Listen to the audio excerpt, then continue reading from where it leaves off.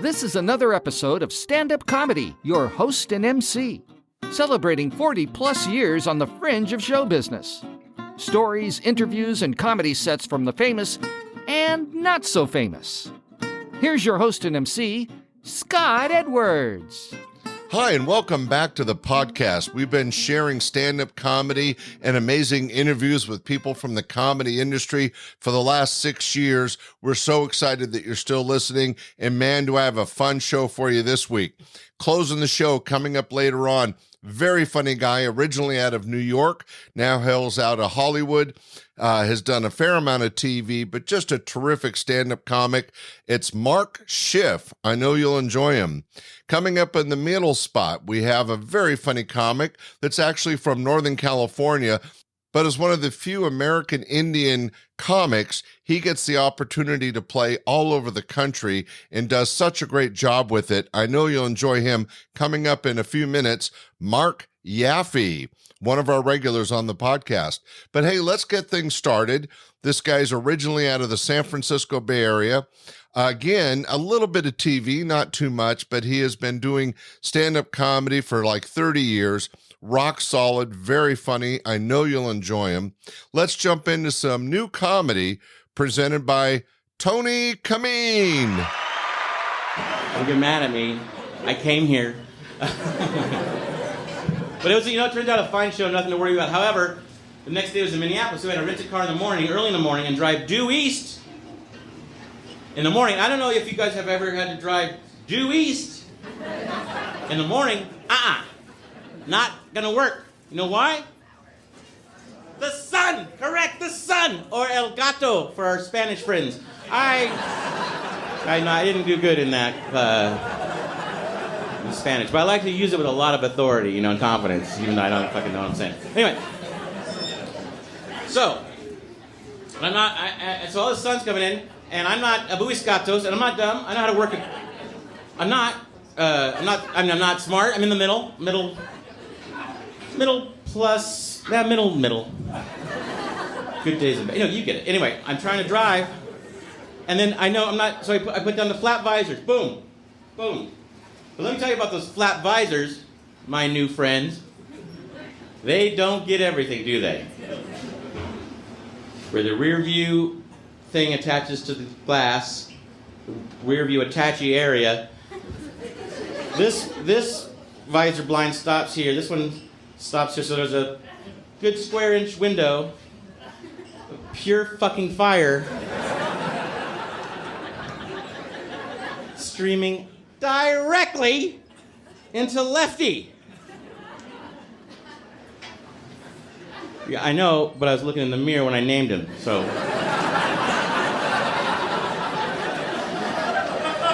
Plus, it's my eye. I can name whatever the fuck I want to name him. This one's Whiskey Pete, doesn't even drink.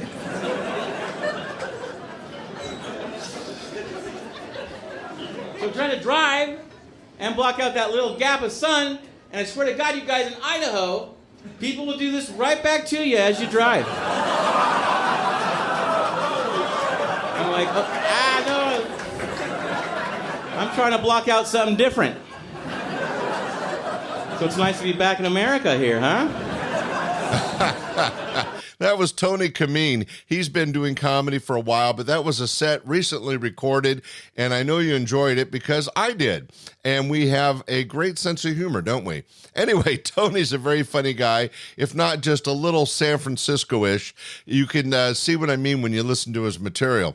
Anyway, I know you enjoyed that. Let's jump into our next act. As I mentioned, he's one of the few American Indian comics that's been playing in comedy for many years. This is a recently recorded set, as he has been doing cruise ships and clubs from coast to coast. Ladies and gentlemen, let's enjoy the comedy of Marc Yaffee.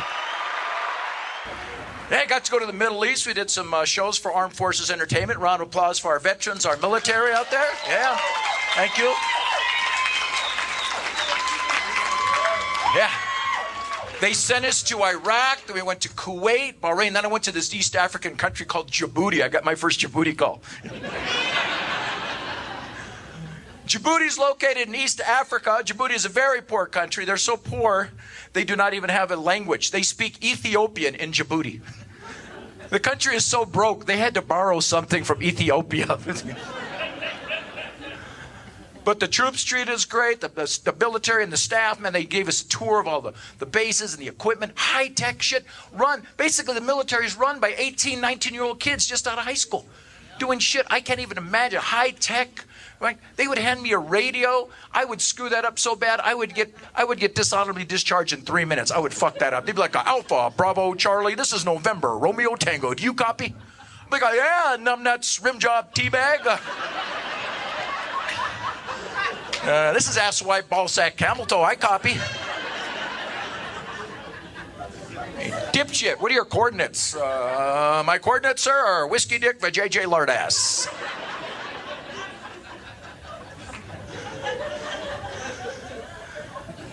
It's a crazy job. They sent us to all these exotic locations: Aruba, Antarctica, Alberta, Canada. I was in Red Deer, Alberta, Canada. Red Deer means white people. That's what. Holy shit! Red Deer is so white they didn't even have black bears. They sent us up there last year to do a couple shows. We went up it was a Friday, Saturday, Friday night, showroom packed, just like this, 150, 200 people. We come back the next night. There was like 30, 40 people. Like, holy shit, what did we do? Like, oh, no, it's not UA. It's a Stanley Cup hockey playoffs. Because, hockey, #1 sport in Canada. Anyone know the second most popular sport in Canada, and it's not drinking? Curling, thank you very much. Hockey, the fastest sport on ice. Curling, the slowest sport in the solar system. Have you seen a highlight of curling? It's two white guys sweeping. Has anyone informed Mexico or Central America you can win a gold medal for sweeping? Shit, my 94-year-old Mexican-American adopted mother, this lady's got a fake knee, bad hip, weak heart. You hand her a broom, she turns into a turbo Zamboni. One call to Mexico, Canada's reign of gold is over. Oye, primo, bring the broom. Mexico will revolutionize the sport of curling. They'll show up to the Olympics with a leaf blower. Goal! The rest of you are getting very sleepy, very sleepy. After the show, you will give back all of the land. And you will stop naming your sports teams after our people. No, we don't mind. I'm just saying, maybe they should, we have the Chiefs and the Indians. Well, no more Indians. Chiefs and Redskins are gone. We got the Braves and shit. Why don't they name some sports teams after the other Indians? Right? How about the Portland Programmers against the Carolina Code Writers? Tennessee Tech Support against the San Diego Software Developers. I am native. I'm not from the reservation. I come from a small fishing village on the Pacific coast called Los Angeles. Yeah, I'm not full blood. I'm actually a mixed blood, alcohol content. Yeah, last night scotch and soda. Tonight I'm gin and tonic. Yeah. I am Mexican, Irish, and Navajo. No drinking problem here. Shit, doctor slapped me at birth. I blew a .15. Congratulations, ma'am. You had a DUI. Yeah, Mexican, Irish, Navajo, or as I'm known on racial surveys, other. Oh, look at me. Mexican sick, I'm Indian. Indian sick, I'm Asian. Cop sick, I'm a suspect. Do we have any of my people here tonight? Any Mexican, Irish, Navajos? Any Mexihos? Aztec Navajos? Any assholes? Screw it. We got any hoes? Where are the hoes? Any? I did that line in San Francisco. 5 Asian folks jumped up. Ho, family! 5 ho here for the show. I love Asian food. Chinese food is my favorite. I've had the privilege of going to 43 states, 23 countries. If there's a town or village with at least 2,000 people, there's at least one Chinese restaurant. Chinese people are amazing. They have populated every corner of the globe in order to bring us orange chicken. I guarantee you tonight, if we went up to the North Pole, we'd find a Panda Polar Express.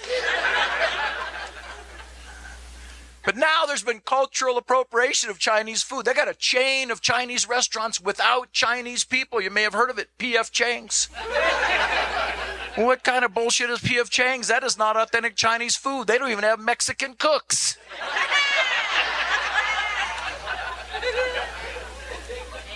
And on their entree, on their menu, the signature entree is called the Buddha's Feast. It's a little disrespectful to our Buddhist brothers and sisters. Shit, as a Christian, I would not want to go to the Outback Steakhouse and see the Lamb of God on the menu. Pretty sure my Muslim friends would not want to go to the Falafel Hut and see the a la carte. That was Marc Yaffee live on stage. You could see why he's one of the regulars on this podcast. Very funny guy. Normally I'm sharing sets from several years ago, maybe 10, 15 years ago, but this was just recorded recently, and you could see that he's grown as an entertainer. He's really solid these days. It's so great to see how well he's doing. Hey, let's jump into our final act. Speaking of professionals, this guy came up through the New York ranks with people like Jerry Seinfeld, Paul Reiser, and Larry Miller. Very funny comic. He is a regular on this podcast, but this set was just recorded last fall as part of a fundraiser. He has been featured many times on this podcast from his club days back in the 90s and early 2000s, but this set is brand new, and I know you'll enjoy it. A very funny guy. Let's hear it out of Hollywood these days, Mark Schiff. Danny mentioned Costco. I'm a big Costco fan. You like Costco? You like going there? Yeah. My wife and I go there.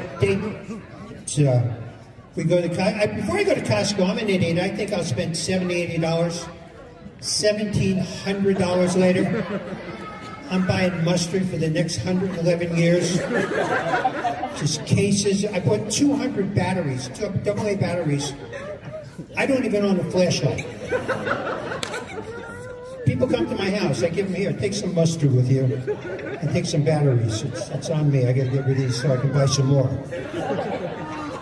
I looked in this one guy's cart. He had 6 cases of Drano and 6 cases of toilet paper. I'm thinking, what kind of diet is this guy on that he needs this type of firepower? And they sell everything at Costco, so it's absolutely true. They sell coffins at Costco. Coffins.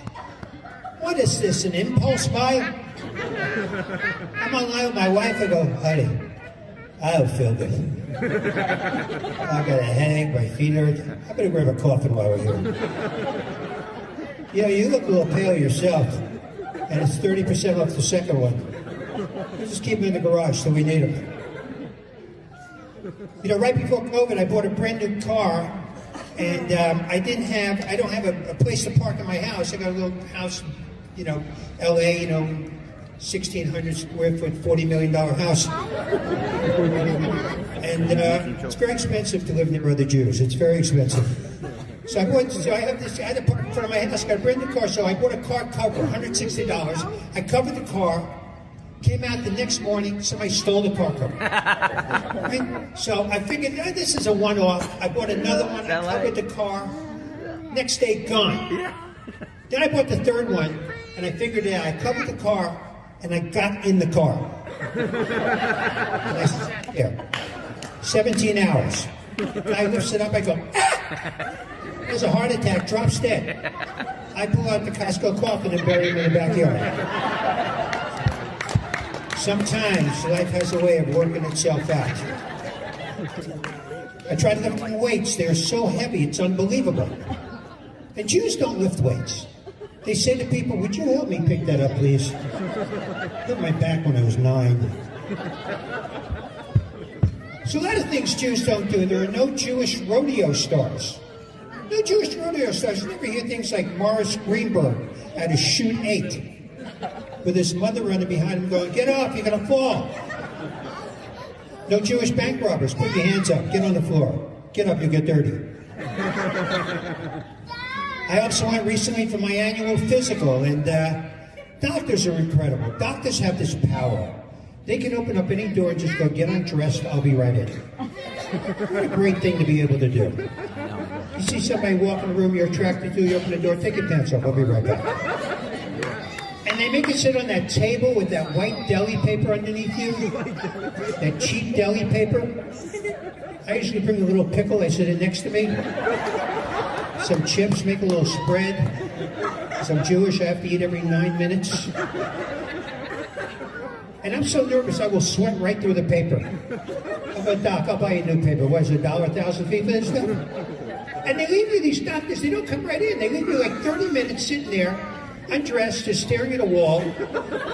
After 15 minutes, my blood pressure's 1,000 over 500.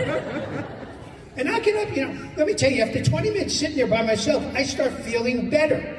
I'm sitting there going, I'm all right, I gotta get out of here. Let me tell you something, next time you're home, you don't feel well, before you just run to the doctor, try this at home. Get undressed and sit on your dining room table. Just sit there, put a little napkin under you so you get the whole doctor paper effect. Family walking by, I'm going to save the copay on this one. And they leave these doctors, they leave you in there for a long time, and now, doctors don't just come in. When I was growing up, remember when you were growing up, doctors just walks in, sees how you doing. Now they knock. What's with the knocking? What are you knocking? What do you think's going on?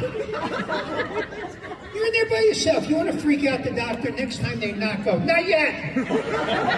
Give me another 5, 10 by myself, doc. I'm taking care of a lot of stuff in here. You don't want to see what's going on. All right, I'll put the light on and I want you to come in. Then they come in. They're always in a good mood. These doctors walk in. They're in a good mood. They walk in. Hi, how are you? How am I? I'm great. I was just driving by, and I was wondering how you were doing. Why don't you take your pants off and sit with me for a half hour?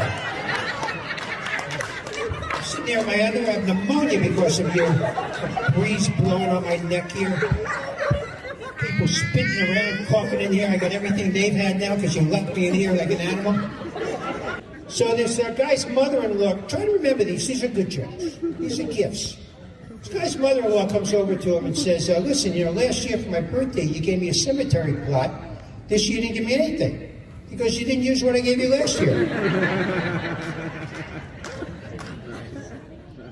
So there's this rabbi, priest, and the minister again. They talk about the money that they collect, what they do, how they figure out the money. The priest goes, I got this system. I draw a circle, whatever money I collect, I throw up in the air. Whatever lands in the circles for me, outside's for God. Then they ask the minister, what do you do? And he goes, I have a similar thing. I draw a circle, I throw everything in the air, the money, whatever lands in circles for God, outside is for me. Rabbi goes, I got a different thing. I throw the money up in the air, whatever God wants, he keeps.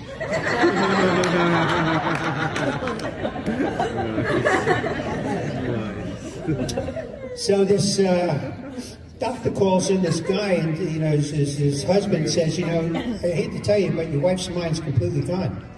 He says, I'm not surprised. She's been giving me a piece of it every day for 40 years. Try to remember these. These are good, please. So this guy calls his rabbi and says, Rabbi, I think my wife is trying to poison me. Rabbi goes, really? He goes, yeah, I think my wife should. Rabbi goes, what do you want me to do? He goes, call her, talk to her, see what's going on.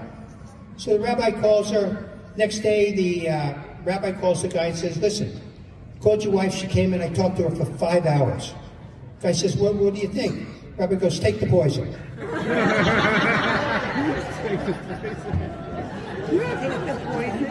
Try to remember these. I got one more for you. So there's this rabbi, priest, and a minister, and they're all trying to figure out who's the best at what they do. Who's the best? And they decide they're going to go separately into the woods that next week and try to find the bear and convert the bear. So they all go away. Next week they meet again. They look at the priest and go, how's it go, Father? The priest goes, it was excellent. I went into the woods, I found this bear. I gave him one of my lectures, one of my sermons. I read to him from the Bible. Next Sunday morning, front row of the church. Then he looked at the minister, how'd it go? He says, same thing. I gave him one of my lectures. I took him down to water. I baptized him. Sunday morning, front row. Then he looked at the rabbi. He's in a body cast from head to toe. So what happened? He goes, I shouldn't have started with circumcision. Oh, wow. Mark is so funny. Hey, I know you enjoyed that. That was a great comedy set recorded just last fall with Mark Schiff at a private fundraiser. Hey, this has been a fun show. We had Mark Schiff, Marc Yaffee, and Tony Camin. We hope you enjoyed it as much as I did producing it. I did want to remind everybody I have a new video podcast called the Tag Team Talent Podcast, where I'm showing videos of these and other great comics and bringing in some talent videos from around the world. So if you get a chance, go to Spotify or YouTube and look for the Tag Team Talent Podcast. All right, we're going to come back next week with one of our interview shows.